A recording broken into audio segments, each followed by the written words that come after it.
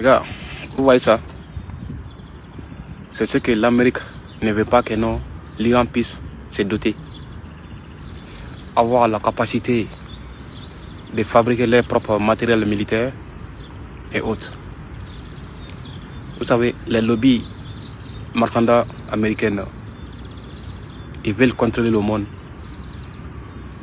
Comment contrôler le monde à plusieurs facteurs. Je vais essayer de toucher quelques points essentiels. Dès l'instant où les pays utilisent votre matériel militaire, vous les contrôlez sans qu'ils sachent. Je vais vous donner un petit exemple. Les avions ou les matériels sophistiqués militaires,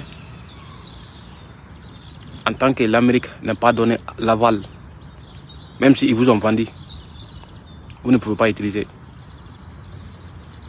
Exemple, je vais vous donner un petit exemple. L'avion, vous savez, les avions militaires, chaque jour ou chaque 2 jours, le code qui puisse décoller cet avion, le code qui est en Amérique. Même si vous êtes en conflit avec un pays qui est allié avec l'Amérique, l'Amérique va simplement refuser de vous donner le code pour que vous puissiez décoller votre avion pour aller combattre ses alliés, ses amis. C'est une manière de pression en fait. Nous avons tous vu un moment où l'Amérique voulait attaquer Greenland en disant que non, il veut attaquer là-bas, puis bon, pour envoyer la démocratie américaine. L'Europe s'est interposée. Et les médias, certains journalistes français sont sortis en disant que non. Parce qu'à l'époque, Emmanuel Macron avait dit que non, il est prêt pour s'attaquer avec l'Amérique. Si l'Amérique ose d'attaquer Greenland. Et le journaliste français a dit que non, c'est peine perdue. Parce que tous les avions militaires européens, c'est fabrication américaine. Alors, si l'Amérique refuse de vous donner des codes qui permettent cet avion de décoller, que ferez-vous? Vous ne pouvez rien faire. Donc c'est peine perdue. Vous pouvez trouver un autre plan pour négocier avec l'Amérique, mais pour se rentrer en conflit direct avec l'Amérique, non, c'est peine perdue pour l'Europe. Et en sachant bien ça, les Iraniens ont compris la leçon. Ils ont dit, ah ok, donc comme c'est ça, nous-mêmes là, on ne veut pas être contrôlé par quelconque pays. On ne veut pas utiliser les matériels militaires d'un autre pays. Donc nous-mêmes là, on va fabriquer nous-mêmes. Et Donald Trump dit non, c'est foutaise. Il faut que vous payiez nos matériels. Voitures, avions, armes et autres. Les Iraniens ne veulent pas. Voilà pourquoi ils se mettent au travail. C'est eux-mêmes qui fabriquent tout. Et ça fait perdre plusieurs milliards, ou je dirais milliards de dollars à l'Amérique. Parce que l'Amérique avait rêvé que très bientôt, il allait mettre la main sur le contrôle total de l'Iran.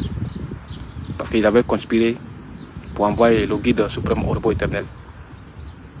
Après ça, ils avaient pensé que non, ils pouvaient trouver une marionnette pour mettre à la tête de l'Iran. Mais malheureusement, non.